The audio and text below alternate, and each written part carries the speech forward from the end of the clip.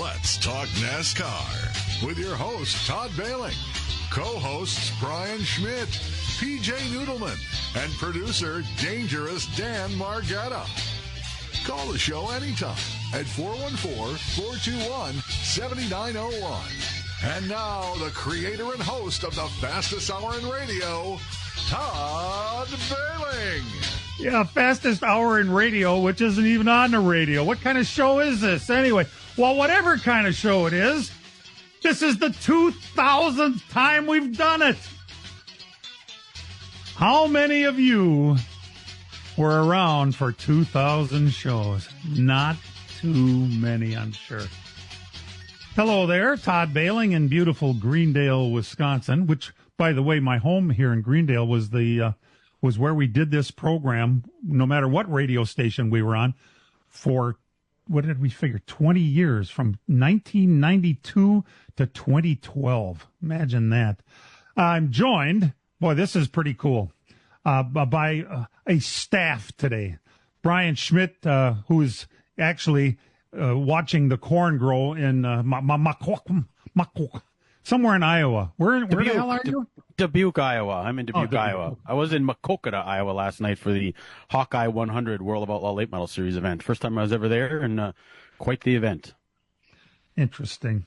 Now, PJ, I don't know if you can weigh in or not. PJ was on the road today, and I don't know if she can even say hi, but let's check. Not yet. Okay, this is fine. This is not a problem.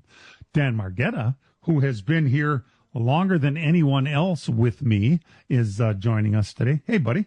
Hey, yeah, 2000. I started on show 201. This would be my 1800th show, I guess. Oh, jeez. 1800 out of a lot of Sundays. Oh, man. That's a lot of Sundays that none of us are in church. I hope you're happy.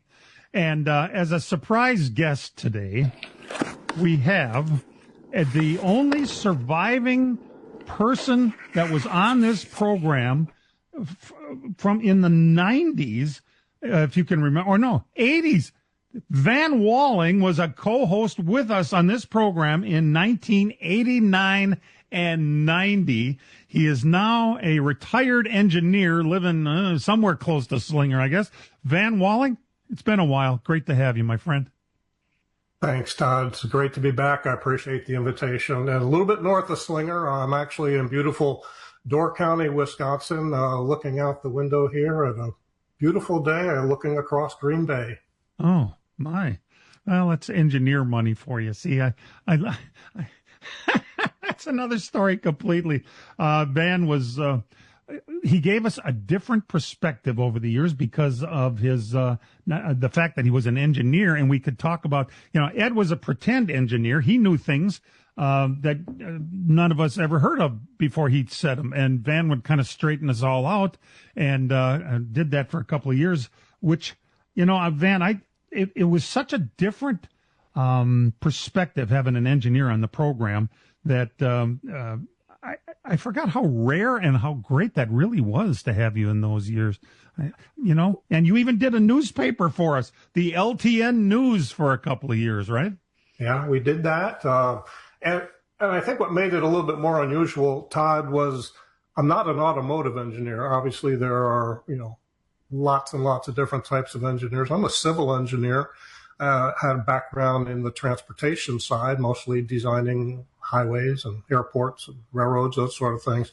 But as an avocation, beginning in college, I began to study the history of speedway design. So that's the way that was the overlap that I drew between my career and my passion for auto racing, which went back to childhood. And I didn't know if it would be of interest or not, but I called you one time after the show. We discussed something you had said from a facility footprint standpoint, and we got to talking. You invited me on the show and guested a couple times, and then ultimately you reached out and had me be a co-host. So fun times. Appreciate it. It was a wonderful time. There are, as you will hear, we've had folks come and go over the years. Our first producer of the program was a volunteer who called and said, "Hey, do you need help answering phones or anything?" And his name was, I don't know, here's a name out of the past. How many of you remember Russ Milquetoast Larson. There's a name for you. And then one of my lifelong buddies, Dave Schmalzer, came on board for a couple of years. He has since been the engineer on Racing Roundup for probably 30 plus years. My wife Marge answered phones for us for a couple of years, but it's the co-hosts that really made the program over the years. And of course, I would be amiss if I didn't mention Ed Kluka, who came on 3 years into the program and passed away in the year 2023, which is the year that PJ Noodleman came on board and kind of took his place. It certainly gives us a different perspective than Ed gave us. And you'll remember others that we had after Van Walling. We had Jack Flowers. We tried to figure out what years Jack, he was a writer, and what years he was on with us. And all we can come up with, we're pretty sure it was the 90s. And then Jack, he passed away. And then we had Jeff Hornigold, who was a listener out of Illinois, not just a listener. The guy would... he and his drinking buddies would get in a van and drive up to Wisconsin where they could hear the program on our affiliate in Lake Geneva. I mean, you talk about a super listener, but next thing you know, he's on our show for a couple of years, and he passed away. Wow, Van, you're the only one left. And you're a young guy. You're only 70, right? For a couple more weeks, yeah. Oh, well, that's good. My vision is 18-year-old or whatever it was, Dan Margetta coming into the WAUK studio for the first time. So it's I view pictures and everything, Dan. I don't think I've seen you in 35, 36 years. Yeah, maybe I think that you invited me back for the 500th show at Polly's, maybe, if I've got that that's right. The one. That was the 1000th show. Oh, that was the 1000th. So that's the last time I saw the gang, and that's years ago. Oh my God! But I still have that picture of a very young Dan Margetta. Yeah, I was 19. Yeah, he was a college kid with a project to do it, right to a radio show. Here we go. Also, over the years, when I was gone for whatever reason, we had folks come in to be co-hosts with us. Lance Allen, the most notable, I would say, because Lance is still on our. It seems like he should be on call with us. He's a regular. Tim Van Voren from Channel 6, and I'll forever be indebted to Jim Trado, who called me right after my brother was killed in that horrific accident, and said to me, "You're not going to be in any shape to be on the program this week. Would you like my help?" And I said, well, as a matter of fact, I would, Jim, and thank you for that. Plus, Brad Miller did results for a long time. Rick Ellert has been our announcer for years and years. And Brad didn't like doing those results very much. He had a guy who was helping him out by sending him all the results by the name of Brian Schmidt. And I'll be damned, but Brian, we tried to figure out when you came on board with us. Did we ever figure it out? It must have been. No, I don't think we did. Early 2000s, I think, because I know I talked to you at a Matt Kenseth fan club party like back in 2004, and that's when we discussed, how often Brad was going to give them. So it had to be sometime after that. Okay, all right. And of course, our engineer Matt Losey came on board. Don't forget that tow truck driver that showed up in 1996 to help us out. 30. That's 30 years ago. Matt Losey, 96. Good God. You get to a point and all of a sudden you start losing track of decades and you think, what the hell happened? That's, it's been quite a history with us. And we're still here, albeit not on the radio, but we have just as many listeners on the internet as we've ever had, and the downloads of the podcast, which we appreciate very much, and to everybody that had been a part of this program. And I mean that as far as the listeners go, too. It's pretty amazing when you really think about it. And I've gone through a pig valve and now a cow valve. Old McDonald's got nothing on me, baby. We're still here and still going strong. We're going to take our first break and be back. Thanks for listening to the 2000th episode of LTN. We'll be right back. Ferraris, Porsche. Porsches, Lambos, McLarens. They're all coming to Road America for GT World Challenge America, August 28th through the 30th. It's the most exotic grid of the summer, and they're not here to cruise. If you want drama, style, and world-class racing, this is your weekend. GT World Challenge America, August 28th through the 30th. Get tickets at roadamerica.com. Supercars Unleashed. As a growing manufacturing company, we needed security solutions. We chose Bonafide because of the services they offer, pricing, and trusted reputation. But it's their outstanding service and support that convinced us we made the right choice with Bonafide.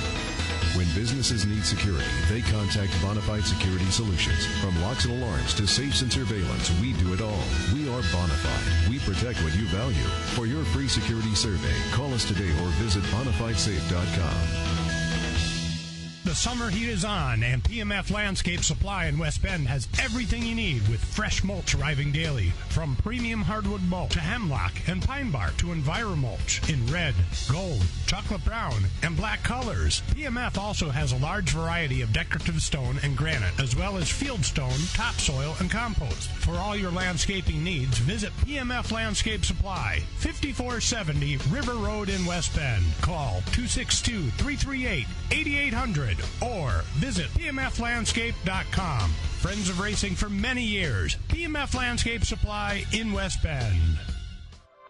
Chimney Mechanics installs and services wood, natural gas, propane, pellet stoves, and chimneys. We service all of Wisconsin, the UP, and Northern Illinois. We repair all brands and all models of fireplaces, no matter where you bought it. We do custom chimney caps, liners, chimney fire repairs, water and stonework, water leak repairs, and replacement dampers. We do new construction and insurance work. No job is too big or too small. ChimneyMechanics.com. That's Chimney Mechanics with an X. Check us out on Facebook.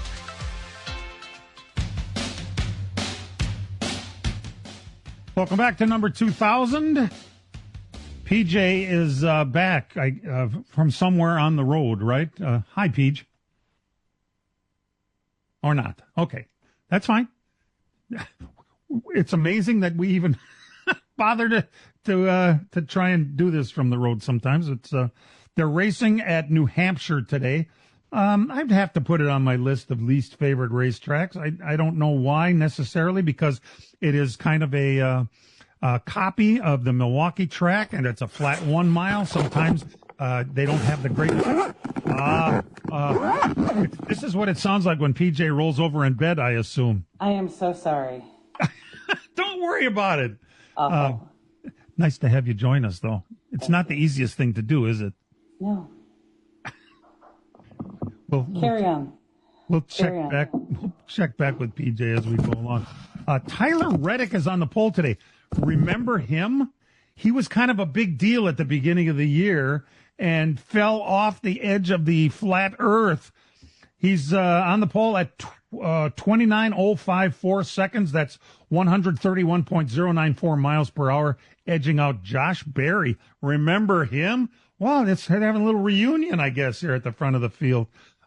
There's some good names up there, including SVG. The education of SVG continues. Here he is on a flat 1 mile track, and he was fifth fastest. That's pretty amazing. He needs to finish out his quest to make it into the playoffs here. It would make sense that he'd be running up front, though, because as a road racer, he's outstanding with the braking, and that's what is all about. A 1 mile oval is getting in there, getting on the brakes right, getting the car to turn, and then getting off. A lot of road course type of stuff involved with that, so that would be why he'd be up front. It makes sense. I'm going to guess that they are shifting here again, Brian, right? I mean, they must be, right? Yeah, with these cars, they are, yes. I think that's just bogus, but, it is what it is. The race will be televised on USA Network today, where they had 1.5 million viewers last week. The green flag has been moved. Sorry about that. I think I had a little coffee coming up. The green flag has been moved up an hour because they're afraid of weather. 1:20 Central Time is the green flag on USA. 70s is the high, and 50% chance of precipitation, where we may see the wet tires available. I get the funny feeling we're listening to PJ talking with her husband right now. Let's tune in and see how the Noodlemans are doing. No. She muted her microphone. She muted. Okay.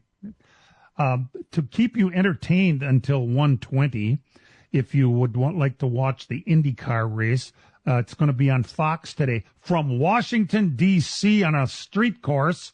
The green flag for that will be at 12:13 on Channel 6 in Milwaukee. So that's your local Fox affiliate is where you will see that. They did race there yesterday, the IROC series. You know, Jeff Gordon won both. What did they have, segments, or was it twin features? Whatever it was, he did a pretty damn good job. And then he thanked Rick Hendrick. Where did the cars come from? Are they Ray Evernham? Yeah, those are the old IROC cars, the Firebirds that they ran right at the end. I think, didn't Kenseth win a championship in one of those cars, Dan, like in 2004 or 5 or something? I think he did, yeah. He did win a championship. I don't know if it was in a Pontiac or not, but so these are the original cars because, It's pretty neat to have them jump out and thank Ray Evernham. I thought they said that good old days. But Ray owned all the cars because it's his deal is kind of put together. I thought Kurt Busch might have been the one that owned his own. I think everybody else was driving a Ray Evernham car, but it's something he was trying to bring back together, kind of like the SRX kind of deal, but he has the IROC brand name, and they're starting to put some races together.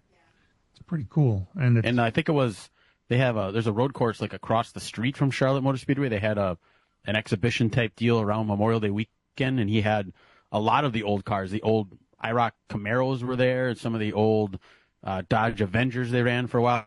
So Ray's got a huge collection of a lot of the old IROC stuff. So he was able to get garage to put them in, I guess. Yeah, get 8 of these same type of cars together and get 8 guys out there to put this exhibition on at. I mean, what an incredible place to do it, too. Of all places, Washington, D.C.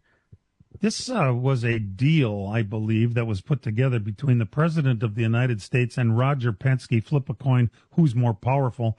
And they came up with this, and, so therefore, half of the population of the country think it's a bad idea, and the other half think it's a good idea. That's how we do things nowadays. Yeah. And but I got to tell you, it's pretty cool and pretty historic. Matter of fact, later in the program, we have a reporter on scene there that we're going to talk to, and that should be, I would say, entertaining in itself. Being that this is our 2000th radio show, which basically comes out to 50 shows a year for 40 years. The first few years we did it, we didn't go all year round like we do now. The week after the end of the season was the last show, and then I'd come back on to start the next season for the Busch Clash. And when we syndicated in 1992, that is when we syndicated, wasn't it, Dan? Yeah, it went on in 93. Put it all together in 92. We weren't sure we were going to do it. Remember, then Alan won the championship, and we were like, well, he can do it his way. We'll try doing it our way. We didn't really have a whole bunch of stuff in place, but we decided to do it in 93. And that's when we went off there. And we had to go year-round then because in radio, back then, if out of sight, out of mind. So we didn't take the 10 weeks off on the off-season. We just kind of went straight through. We took off for Christmas and New Year's, and that was it. Oh, my. Can you imagine that? And then I would take off for Easter Sunday, too. And I remember the guy at WAUK, where we started this program, didn't want us to take the week off because it meant less revenue for them. So he hired this young buck to take my place, even though I didn't want the show to be on. And Dan Margetta hosted LTN back in an Easter back in early 90s. Thanks a lot, buddy. I remember that's kind of what put the thing in motion as far as doing this, because it was kind of getting to the point where they were kind of trying to split us up, I think, and we're like, oh, this is a team, we're going to do this, and we decided to kind of do it our way and kind of put things in place that we didn't really know. We kind of had an idea how it worked. I remember Sam Scott, he was with Motorcraft, and he kind of helped us out a little bit too. And we will always be indebted to Carl Wegner, who floated us alone half of what we needed. The other half, I refinanced my house to come up with the money to buy the equipment and get everything going. And Carl Wegner wrote a check for the other half, and we paid him back. I met him at Southridge Mall in the food court. I was going over the thing we wanted to do. He said, you got a pen? And I happened to have a pen. And he just wrote me a check right there. And I was like, oh my God. I was like 21 years old going, I can't believe this is really going to happen. But it was in the food court at Southridge. He was there to get fitted for a tuxedo for the Busch Grand National Championship when Bobby Labonte won it. Oh my, I didn't know that. You learn the neatest things on this program. We're due for a break. We're going to come back with Adam Mackey, who's going to be telling us about next Friday's race at Madison. We'll be right back. From racing engines to street engines, long blocks to turnkey packages, or complete custom engines, just ask and Wagner Automotive can fill your needs. All backed by many years of racing experience. These years of experience have provided reliability and performance that customers need to win races. Wagner's has been building championship-winning engines for top teams from NASCAR to short tracks in your backyard. This expertise has carried over to street engines they supply to top custom car builders. The Wagner Company, in the heart of Wisconsin, is outfitted with the state-of-the-art machinery necessary to design, manufacture, build, and test custom engines and their accessory parts. Dyno services are independently available for anyone needed to test their engine. Wagner's Company can also provide you or your company with production CNC machining or welding services. All your questions and requests are handled personally by Casey Wagner. Just give us a call at 920-394-3557 or visit our website at wagnerautomotive.com. Miller Sales and Service of Random Lake is where to go for a trailer no matter what you're hauling. Tom and Jerry Miller have been selling trailers from B&B, Trophy, and Bravo for over 50 years. Quality and integrity is what put them on the map on the corner of 57 and K since 1939. Home of the number 89 dirt and asphalt cars of Brad Miller. That's Miller Sales and Service. It's where to go for a trailer just 20 minutes north of Milwaukee. Call them 920-994-4358. Ferraris, Porsches, Lambos, McLarens. They're all coming to Road America for GT World Challenge America, August 28th through the 30th. It's the most exotic grid of the summer, and they're not here to cruise. If you want drama, style, and world-class racing, this is your weekend. GT World Challenge America, August 28th through the 30th. Get tickets at roadamerica.com. Supercars Unleashed. As a growing manufacturing company, we needed security solutions. We chose Bonafide because of the services they offer, pricing, and trusted reputation. But it's their outstanding service and support that convinced us we made the right choice with Bonafide. When businesses need security, they contact Bonafide Security Solutions. From locks and alarms to safes and surveillance, we do it all. We are Bonafide. We protect what you value. For your free security survey, call us today or visit bonafidesafe.com. Welcome back. Adam Mackey will be on with us a little later in the program. He's in the middle of something right now. Springfield. They're working the ARCA race at Springfield, which is today. Oh, okay. Joey Logano won last week. He's getting a little better as the season goes on. A little better. I believe he's going to be heard from in this chase format again. He kind of peaks late in the season. Like the Dodgers have all their pitchers, that are on the injured list until the playoffs. Then they all show up and kick the shit out of everybody. That's a little bit like what Joey Logano is doing here. All of a sudden he is a thing again, which is absolutely shouldn't be surprising to anybody. He didn't lose any talent. That team just got their heads out of their asses. And, he's going to be heard from. This is it. I mean, we have this in Daytona, right? So, before the chase starts. Yeah, next week is Daytona. Yes, it is. Yep. It's amazing. It's amazing. And there he is, 9th in the points, by the way, of 16. Amazing. Hey, speaking of Daytona, did you guys get your invitations to Natalie Decker's pool party? I saw the message. Yeah. She's doing a fundraiser. And she's going to be in a bikini, or at least she was on the invitation. You get there, and if she's in a sport coat, I'm going to be pissed off. No. But Natalie Decker's having a pool party, and the social media is having a heart attack over it. At the Daytona Shores Resort is where it's going to be held at. Oh, okay. I've been there. It's a nice place. By the way, any of us going down there? No. This time of year, I don't want to be anywhere near Daytona where it's 95 and humid as hell. Yeah. Well, no wonder she's in a bikini. Come on. You don't expect her to be wearing jeans, do you? Brian, the schedule is coming out a little at a time. Not probably the way NASCAR likes to make a splash, but we know things now, and they're coming out weekly. It's been official that there's no Chicago street course next year. Yeah, we kind of figured that was going to happen, but it wasn't official because they're having some issues with this, the city council and who's going to pay for it. But they are going to go back to the oval at Chicago. Yeah. The date leaves everyone up here a little bit to be desired because it lands on the exact same date as the IndyCar race at Road America, June 27th. Which is interesting because the Chicago Oval at Joliet, I think almost a good portion, maybe a little less than half, maybe half their crowd comes from Wisconsin, right? And then the IndyCar race at Road America, a good portion, maybe half their crowd comes from Illinois. On the same date. So, I mean, it's going to be a little different to see who goes where, but I realize they don't, different series don't coordinate that because IndyCar don't probably care about NASCAR. NASCAR probably don't care about IndyCar. But for the race fan that would like to do them both, there's a good portion of people that would do that. I think you lose out. Yep. And they don't necessarily and I mean, you can't overlap. Right?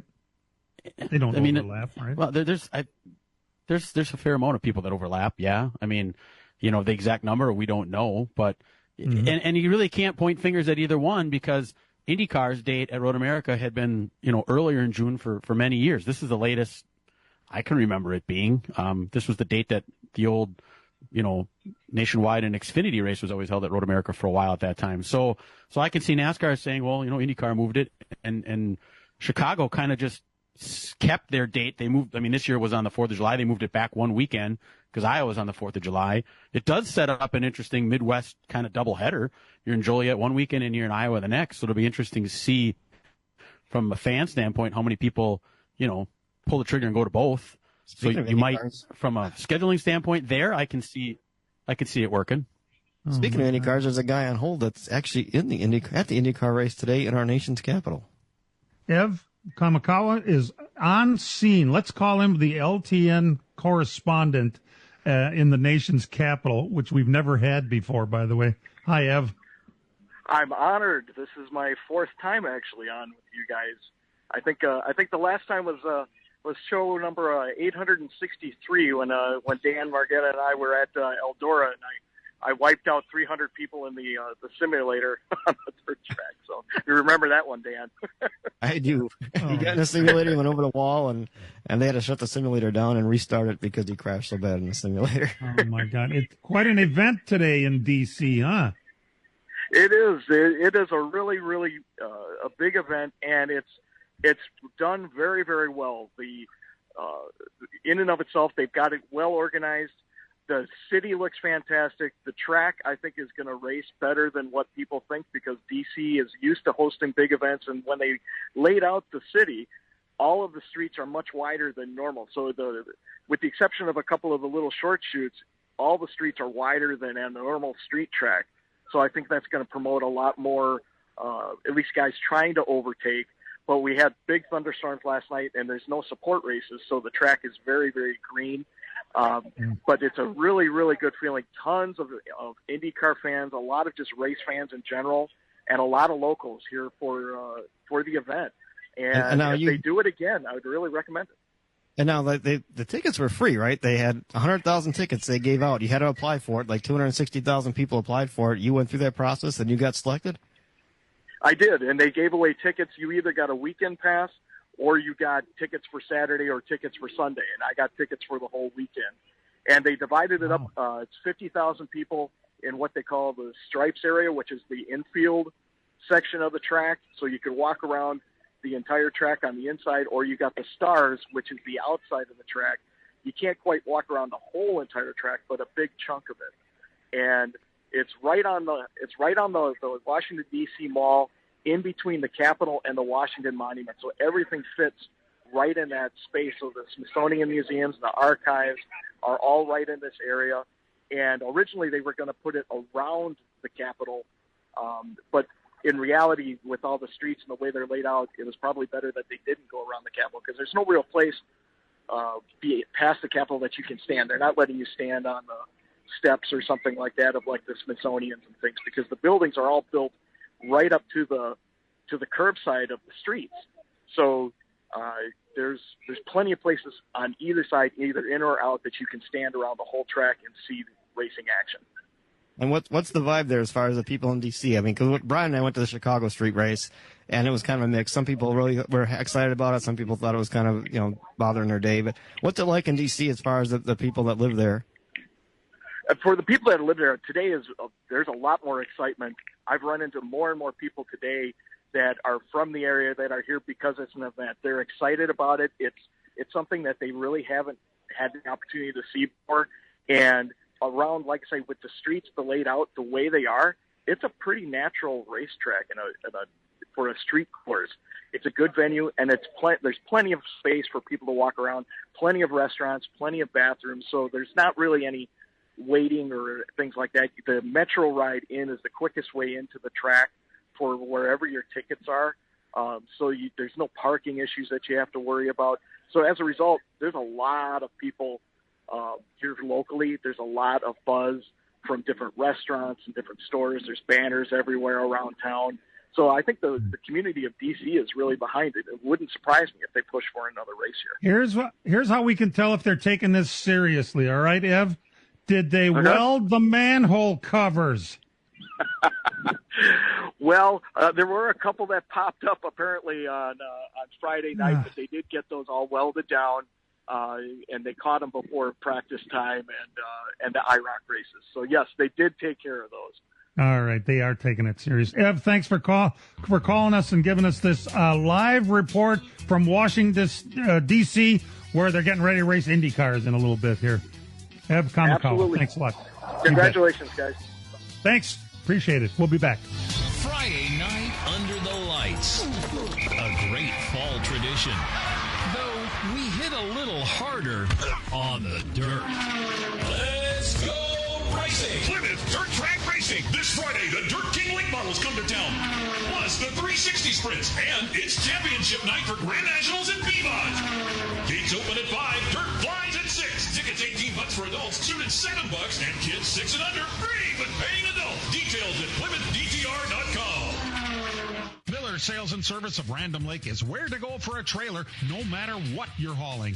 Tom and Jerry Miller have been selling trailers from B&B, Trophy, and Bravo for over 50 years. Quality and integrity is what put them on the map on the corner of 57 and K since 1939. Home of the number 89 dirt and asphalt cars of Brad Miller. That's Miller Sales and Service. It's where to go for a trailer, just 20 minutes north of Milwaukee. Call them 920-994-4358. The summer heat is on, and PMF Landscape Supply in West Bend has everything you need with fresh mulch arriving daily. From premium hardwood mulch to hemlock and pine bark to EnviroMulch in red, gold, chocolate brown, and black colors. PMF also has a large variety of decorative stone and granite, as well as field stone, topsoil, and compost. For all your landscaping needs, visit PMF Landscape Supply, 5470 River Road in West Bend. Call 262-338-8800 or visit pmflandscape.com. Friends of racing for many years. PMF Landscape Supply in West Bend. Chimney Mechanics installs and services wood, natural gas, propane, pellet stoves, and chimneys. We service all of Wisconsin, the UP, and Northern Illinois. We repair all brands and all models of fireplaces, no matter where you bought it. We do custom chimney caps, liners, chimney fire repairs, water and stonework, water leak repairs, and replacement dampers. We do new construction and insurance work. No job is too big or too small. ChimneyMechanics.com. That's Chimney Mechanics with an X. Check us out on Facebook.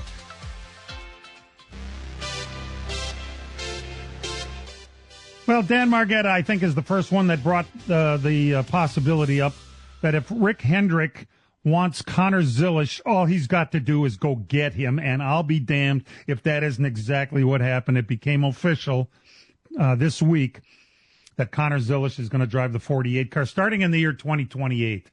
So we're not surprised. I think as far as Hendrick goes, it's a natural. He is a Hendrick kind of a guy, ultra talented, perfectly at ease with a camera in his face. He's going to be great. He's a future champion.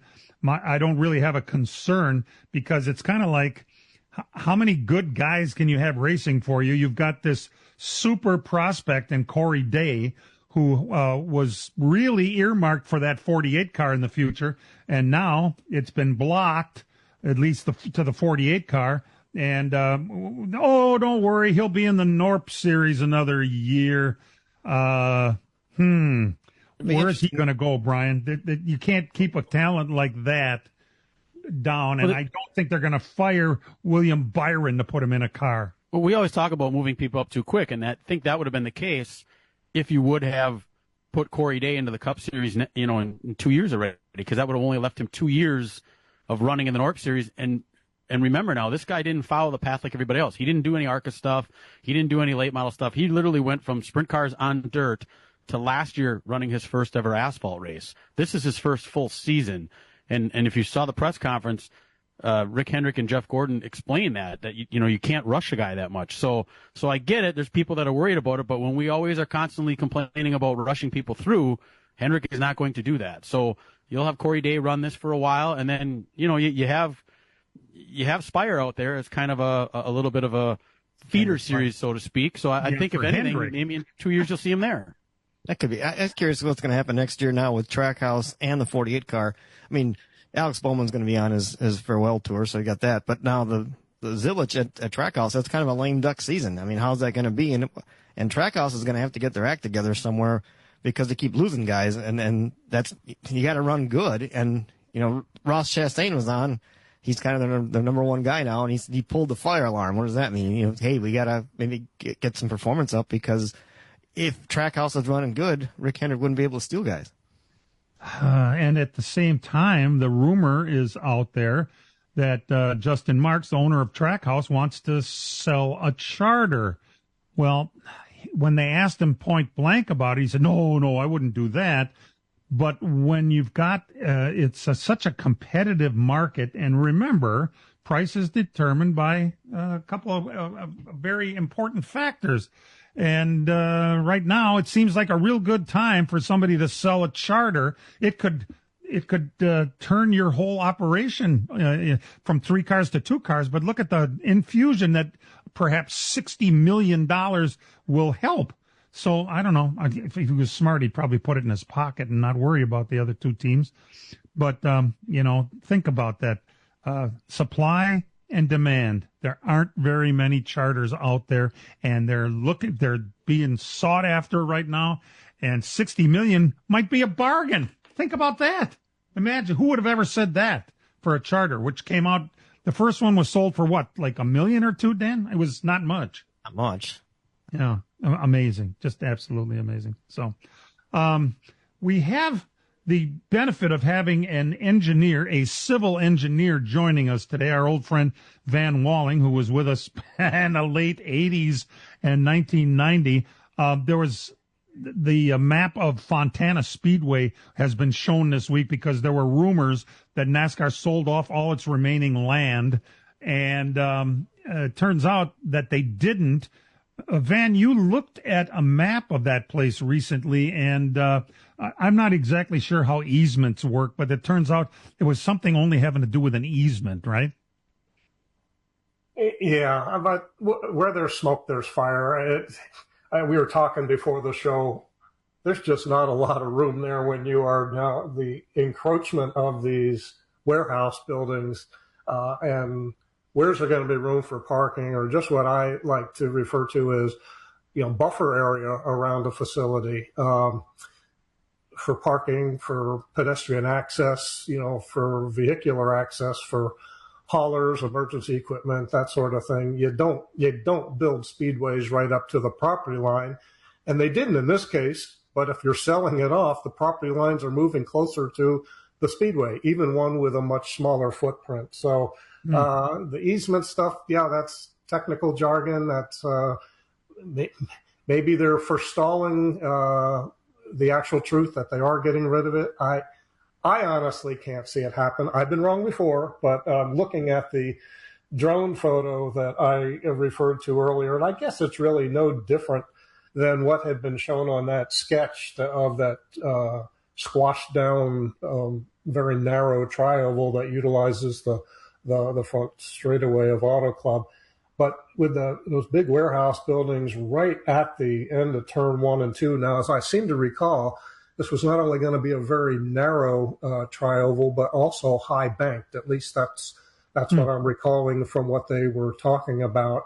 So kind of there wouldn't be anything like it that's on the circuit today. And when I look at that sketch again, I pulled it up and I'm looking at that simultaneously with this drone photo. Yeah, they can get it in. And in fact, they actually have what would be, I guess, a very desirable curved grandstand, much in the Martinsville type mode, wrapped around 1 and 2. Okay. But everything just feels like it's shoehorned in there. And it'd be unlike anything we have to date. Maybe that's a good thing, or maybe there's a darn good reason why we don't have anything like this to date. And let's always think there's that 600-pound gorilla sitting in the corner that says, and where the hell do you plan to park cars? They don't own any parking anymore. It's all been sold. Maybe they'll get to lease it from those companies that they had bought it from. That's something else to keep in mind. Just unbelievable. We're going to take a break. We're running a little late. When we come back, we've got some results for you. And who knows, maybe even PJ from the highway. We'll find out after these. Friday night under the lights. A great fall tradition. Though we hit a little harder on the dirt. Let's go racing. Plymouth Dirt Track Racing. This Friday, the Dirt King Late Models come to town. Plus the 360 sprints. And it's championship night for Grand Nationals in Beavon. Gates open at 5. Dirt flies at 6. Tickets $18 for adults. Students $7. And kids 6 and under free with paying adults. Details at PlymouthDTR.com. As a growing manufacturing company, we needed security solutions. We chose Bonafide because of the services they offer, pricing, and trusted reputation. But it's their outstanding service and support that convinced us we made the right choice with Bonafide. When businesses need security, they contact Bonafide Security Solutions. From locks and alarms to safes and surveillance, we do it all. We are Bonafide. We protect what you value. For your free security survey, call us today or visit BonafideSafe.com. The ARCA Menards Series is back at Madison International Speedway for the Atlas 200, presented by Menards. Friday night, August 28th. See the Midwest Dash Series at 6 o'clock. Meet the stars during autographs at 7. Then it's the green flag for 200 laps of ARCA Menards Series action at 8 p.m. Save big money at Menards on discounted ARCA tickets. Or for more info, visit MISRacing.com. Friday, August 28th, the Atlas 200, only at Madison International Speedway. The summer heat is on, and PMF Landscape Supply in West Bend has everything you need with fresh mulch arriving daily. From premium hardwood mulch to hemlock and pine bark to EnviroMulch in red, gold, chocolate brown, and black colors. PMF also has a large variety of decorative stone and granite, as well as field stone, topsoil, and compost. For all your landscaping needs, visit PMF Landscape Supply, 5470 River Road in West Bend. Call 262-338-8800 or visit PMFlandscape.com. Friends of racing for many years. PMF Landscape Supply in West Bend.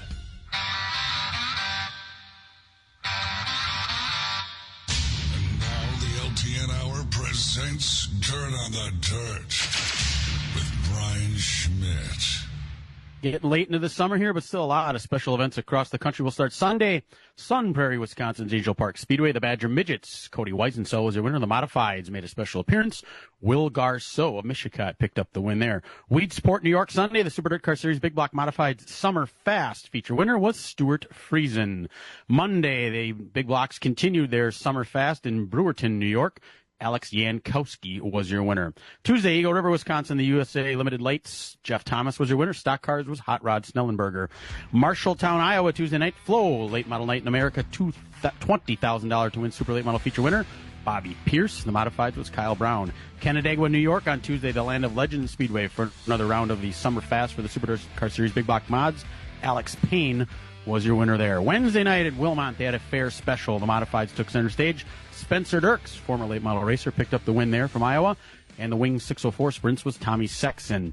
Mason City, Iowa, Wednesday night, another Flow Racing Night in America, $20,000 to win Super Late Model feature winner was Hudson O'Neill. Vernon, New York, the Utica Rome Speedway for another round of Summer Fast for the big block mods. That was actually the final race of the Summer Fast series. Stuart Friesen made it 2 of the 4 in that series. Thursday night at Plymouth, they ran the rescheduled Independence 30 that was supposed to be run right before the 4th of July. 3,000 to win for the late models. I was there. Mitch McGrath put on a clinic, dominating that race. In the MSA 360s, living legend Donnie Gaden, he's still at it. He picked up the win in the 360s. Another living legend, Tim Cox, won the wingless sprints. And the modifieds had a hell of a race. Jaden Schmidt picked up the win there. Santa Maria, California on Thursday, the high limits racing series for the 410 sprints. Aaron Reitzel picked up the win there. Friday night at Luxembourg in the modifieds, Mike Mullen was your winner. Stock cars was Zachary Marge. Menominey's Red Cedar Speedway, the USRA Limited Lates were center stage there. Josh Wallstrom was your winner. Fountain City, Wisconsin's Mississippi Thunder Speedway, the USRA Modifieds, Jake Tim picked up the win. At Superior, Wisconsin, Friday night, Gondik Law Speedway, the Wissota Late Models went to Billy Kendall. Modifieds, Jody Belfoulier. Amarillo, Texas, the Route 66 Motor Speedway for the USMTS Modified Series, Brandon Davis was your winner.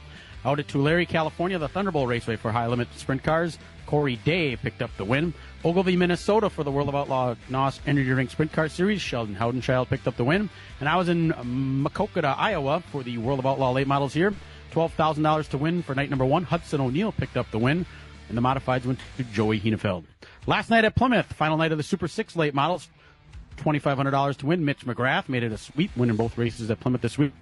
Brad Miller is your Super 6 champion. 360 sprints went to Ben Schmidt. Grand Nationals went to Maverick Rue.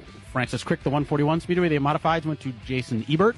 Stock cars, Cole Sarneski, and Grand Nationals was Jeff Richards. Up at Shawano, in the modifieds, Kevin Feck was your winner. Stock cars, Trent Nolan. Over at Rice Lake, in the Wissota modifieds, Jake Hartung was your winner. Up at Ashland, in the Wissota mods went to Brandon Kopp. New Richmond Cedar Lake Speedway, the late model winner was James Yossi. USRA Limited Lates went to Cam Panitsky, Vic Panitsky's young son. Wilmot last night, Dan was there for the IRA sprint cars. Logan Julian, Dan, finally got off the schneid and picked up a feature win, huh? Yeah, he did. And they had a tough field of cars. I mean, Riley Goodnow came over from Knoxville, had a good run. Jake Newman was in that race as well, as with all the other, IRA regulars like Jake Blackhurst and Travis Aaron. So, good field of 27 cars and a pretty good race. Nobody got upside down. Only had one caution.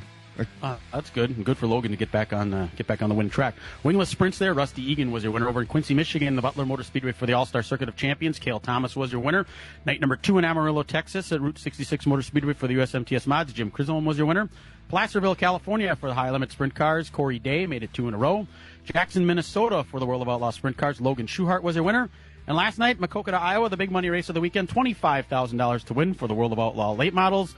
And anytime you get Bobby Pierce in the front of a race, the way it's been going this year, he's just going to kick everybody's ass. And that's exactly what he did last night. He won by almost 4 seconds on that quarter mile. His 19th World of Outlaw late model feature win of the season, and we're only in August. He broke the record that Brandon Shepard had.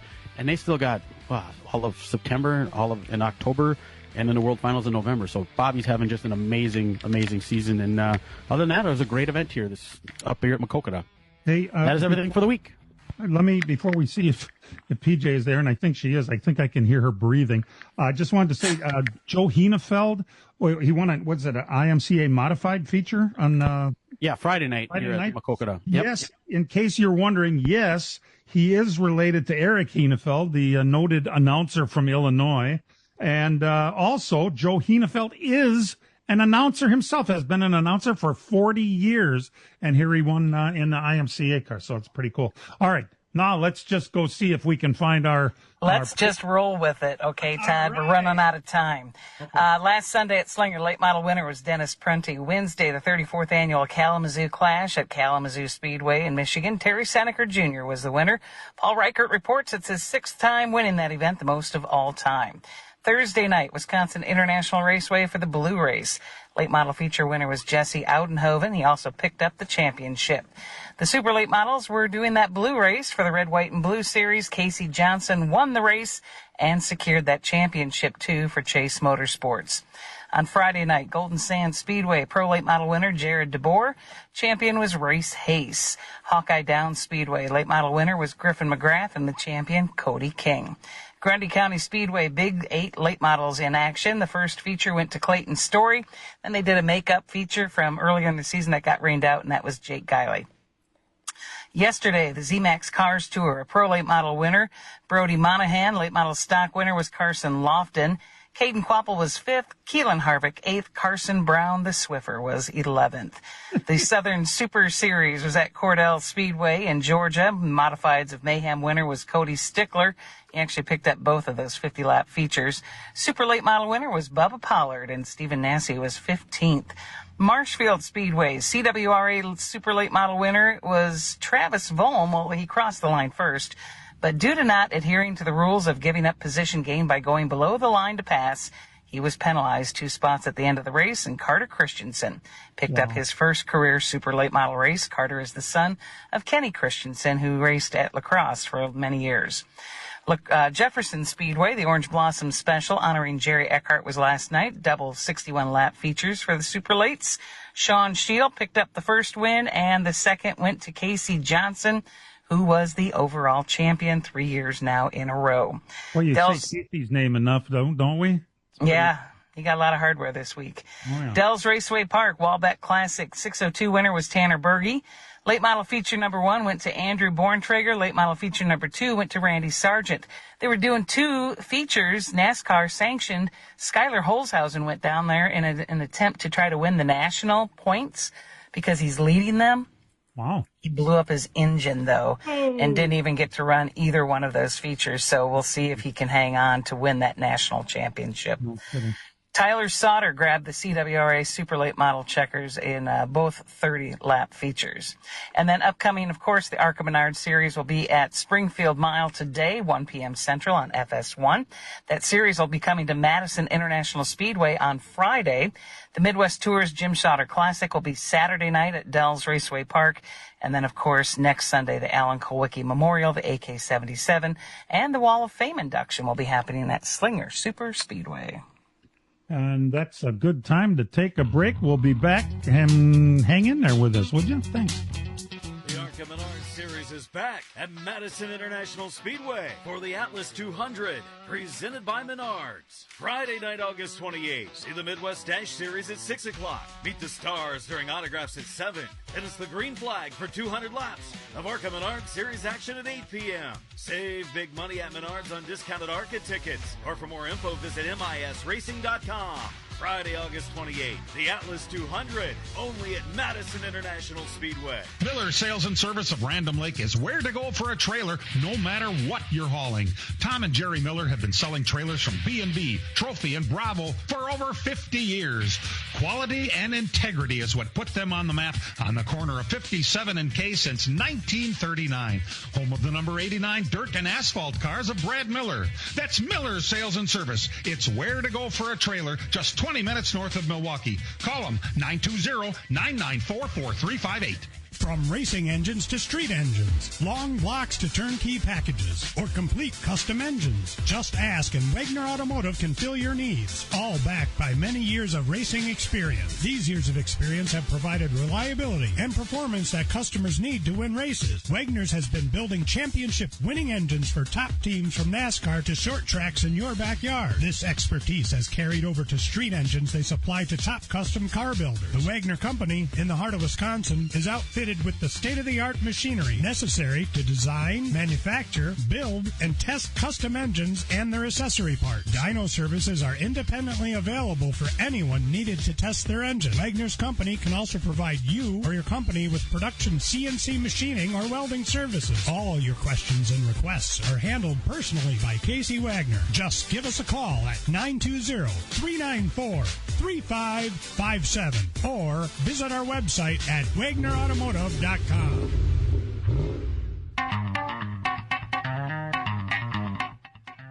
All right, boy, Springfield, Illinois. I remember when they would come straight from Springfield to the Milwaukee Mile with the USAC Stock Series when I was a kid, and now that's where Adam Mackey is, getting ready to race down there and then come to Madison on Friday. Adam, welcome to the program. Hey, good to be here. Big race at Madison coming up on Friday. Unfortunately, Wisconsin kind of gets snubbed a little bit by NASCAR, so our only NASCAR race we have is the ARCA Menards race at Madison, but it should be a heck of an event. A lot of big, young, up-and-coming names we're going to see on Friday, correct? Yeah, absolutely. We've got a lot of good ones here at Springfield. This is the best field of ARCA cars we've had in Springfield for the Springfield Mile today since 2017. Mid-20s, 25 cars here on dirt. Really good field. A lot of young talent. I mean, you got Gavin Bichelle and Carson Brown and Max Reeves and all of the young talent going at it, trying to make their way to the top. Some talented young ladies like Isabella Robusto and you just from top to bottom, this is one of the better ARCA fields we've had in a while. Yeah, and people who want to come to the race can get discounted tickets at Menards, correct? That's still going on up until probably till about Friday, right? Yeah, and I think a lot of the stores keep them on sale even on race day, but I'd recommend getting in there by Thursday night, and there'll be some appearances at stores Thursday night as well in promotion of the Friday race, so people can go in and see some driver appearances at some of the local Menards stores, and yeah, go out and get some tickets. We have the whole list posted on some of our social media posts when it comes to the promotion for Menards. $20 to get a ticket to go to the ARCA race at Madison. So I would definitely go to Menards and get your ticket and go to the races and enjoy a great night of racing at Madison. Save it should be a pretty money at Menards. Yeah, That's it should right. be a pretty compact show. You have ARCA practice goes from 3:30 to 4:15. ARCA qualifying at 5:15. The Midwest Dash Series races at 6. You got an on-track autograph session with the ARCA people after that, and then the race goes green at 8 o'clock. So a pretty speedy event. People should be able to get in, get out, and have a good night at a reasonable price, right? Yeah, I would say by 9:30, 10 o'clock, we'll be checkered flag on the race. And like you mentioned, come out for the Midwest Dash Series feature. They'll put on a good show on the big track, and then we'll have the on-track autograph session, which is a favorite for fans. They get to go down on the track, see the cars up close, get some great pictures, get some pictures with the drivers, get autographs with some of the up-and-coming stars that they're going to see in NASCAR over the next number of years, and then watch the 200-lap race unfold. We had a good race, a good turnout last year, and the phone calls are coming in. The pre-sale tickets are up this year for the event, so it's going to be a happening place on Friday night at Madison. Adam, thanks for being on. Good luck today at Springfield. Yeah, absolutely. Beautiful day of weather here. It's like 80 degrees for a high today. Not a cloud in the sky, and a great field of cars to slide sideways a little bit through the dirt oval here in Springfield. You bet. Adam Mackey of Track Enterprises, always one of our favorites on the program here. Best of luck today. There's a couple other news items that are out there. Racer Magazine has ceased publication after 34 years in business. You might ask yourself, geez, I didn't even know there was a print magazine anymore. Did any of my partners subscribe to Racer Magazine? Brian, I think you did, didn't you? Yeah, I did for a while. It was always, when I was a kid, that was the coolest magazine out there. It was the glossy, shiny covers. You had to go to like Walden Books to get it, and then when you actually were able to subscribe it, I mean, it was big into the Formula One, IndyCar, IMSA type stuff. They did have some NASCAR stuff in there too, but I mean, the pictures were spectacular in that magazine back in the day. Just another one that bites the dust. You know, it's the way things go. Another note here, they're doing a $20 million renovation project at Homestead that should be ready for the finale of the 28th season. So thanks. Hey, our thanks to our buddy Van Walling, who we may not talk all the time, Van, but when I do talk to you, it's like time just stands still, and you've been there at my side the whole time. Thanks for being on with us today. That's pretty awesome. Appreciate it, Todd. He's going to hang around for the Hangover Show in case anybody else is thinking about that. In the meantime, for the 2000th time that you have to listen to this shit, real race cars have doors. Even if they do climb in through the windows. Let's Talk NASCAR is produced and directed by Dangerous Dan Margetta. Our engineer is Matt Losey, and for all of us involved with the program, thanks for listening for 42 years. We love you, and we'll see you next week, everybody. This program has come to you live from multiple locations. Any and all comments expressed on this show do not necessarily express the opinions of this station, its employees, or advertisers. Your comments are always welcome at mail@ltnradionetwork.com. Find us at facebook.com/LTN Radio Network. And thank you for your support since 1985. Tune in again next Sunday morning at 10 a.m. Central Time for the LTN Hour on the LTN Radio Network.